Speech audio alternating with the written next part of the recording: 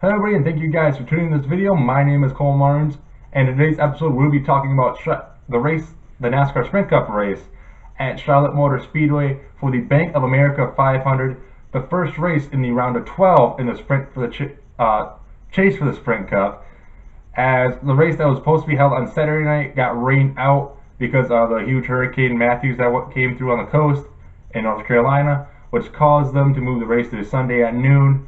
And changing the race at this time can have a huge factor. One, the rubber on the track gets moved off, so that allows less grip for these cars. And them practicing all for the nighttime race, now getting moved to a daytime race, will call for a few more changes for these drivers, and that's why they also had a competition yellow at the lap 25 mark. But we'll start off this race as Kevin Harvick led the pack to the green flag as he had the pole for this one of the chase contenders, one of the 12 drivers competing for the chase. But he wouldn't hold that lead for that long, as one of the three drivers who dominated in this race, Chase Elliott, another chase contender, takes the lead from Kevin Harvick.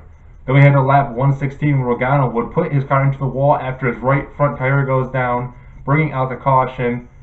And under that caution flag pit stop, Denny Hamlin would take the lead on the restart. Denny Hamlin would take the lead from Jimmy Johnson, who won the race off pit road.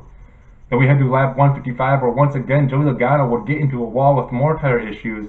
But this caution was helpful for one of the other chase drivers, as Kyle Busch was able to get a free pass and get his lap back. But that wasn't the only chase driver to have an issue during that caution, as Kevin Harvick's engine would expire on him, sending him to the garage and knocking him out of the race. Then we head to lap 170 where Jimmy Johnson would be able to take the lead right back from Denny Hamlin, and the 7-time winner at this track was hoping for win number 8. Then we head to lap 258 where the big one ended up happening, as Austin Dillon could not accelerate his car at a fast enough speed, causing anybody else to pile up behind him and causing a big crash, which included Kyle Busch, Carl Edwards, Chase Elliott, Kurt Busch, and Martin Truex Jr. So that means 6 of the cars in the chase, 6 of the 12, were involved in this crash and got some pretty good damage from it. I believe only 2 of them 3 of them were in condition that they could not compete anymore, but the others were able to finish the race. Then we head to lap 308 where we see Denny Hamlin's car starting to smoke. He was running at second place at the time. His car ends up blowing up, causing trouble for him and also one of the drivers in the chase for the Sprint Cup, having another issue, and caused him to be out of the race. Then we head all the way to the ending where Jimmy Johnson, a dominating car all day, would pick up the victory at Atlanta and at the Bank of America 500 and get his 8th career win at Charlotte Motor Speedway and his 3rd win on the season, and also advancing him and with a win in the round of 12, automatically taking him to the round of 8 and 1 round away from racing for the championship at Homestead in the final race of the season. So your final results for the race at Charlotte Motor Speedway in the Bank of America 500. First was Jimmy Johnson, 2nd Matt Kenseth, 3rd Casey Kane, 4th Ryan Newman, 5th Kyle Larson, 6th Kyle Busch, 7th Brad Keselowski, 8th Kurt Busch, 9th Tony Stewart, and 10th Jamie McMurray. The rest of the drivers that have been listed are chase drivers, so finishing in 12th Carl Edwards, 13th Martin Truex Jr., 30th Denny Hamlin, 32nd Austin Dillon, 33rd Chase Elliott, 36th Joey Logano, and 38th Kevin Harvick. And your point standings coming out of Charlotte Motor Speedway for the chase drivers: Jimmy Johnson picking up the win, like I mentioned, has an automatic bid now in the round of 8, so wins huge in these 3 races. Two races left to go, by the way, in the round of 12. And so 2 more drivers hoping to get a chance to automatically lock their spot, and probably some of those drivers who got in a crash earlier in the race. Matt Kenseth is 31 points ahead of the cutoff line, at the driver in 9th position. In 3rd place is Kyle Busch, who's 27 points ahead. 4th place, Brad Keselowski, who is 25 points ahead. 5th place, Kurt Busch, who is 24 points ahead. 6th is Carl Edwards, who is 20 points ahead. 7th is Martin Truex Jr., who is 19 points ahead. And Denny Hamlin, who is running in 8th with a small margin of only 3 points above the cut line. Then the guys who are underneath and have to try to fight their way back to try to make it to that round of 8. 9th is Austin Dillon, who is 3 points behind 8th. 10th is Chase Elliott, who is also 3 points behind 8th. 11th is Joey Logano, who is 6 points behind 8th.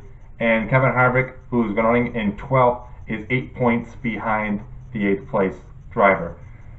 Alright, so we head to next week now in second race of the round of 12. They'll head to Kansas Motor Speedway for the Hollywood Casino 400. That race will be on October 16th, 2016 at 2:15 p.m. Eastern Standard Time on NBC.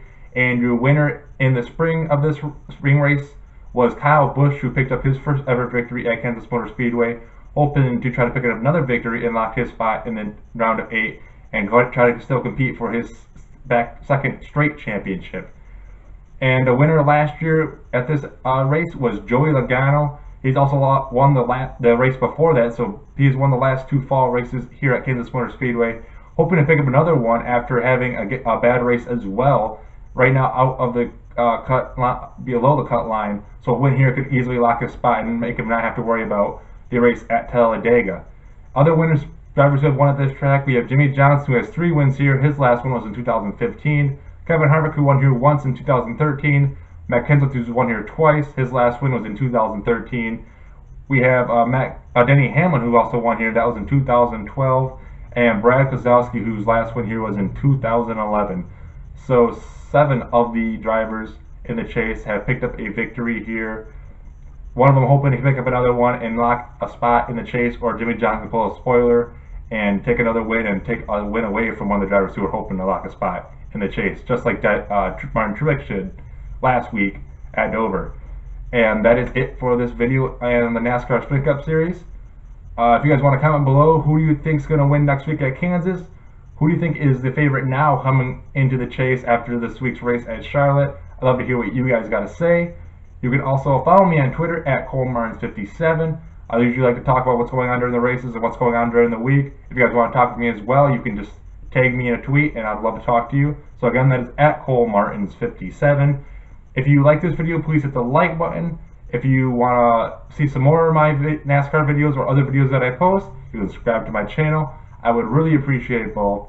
Thank you guys for watching this video, and you guys have a great day.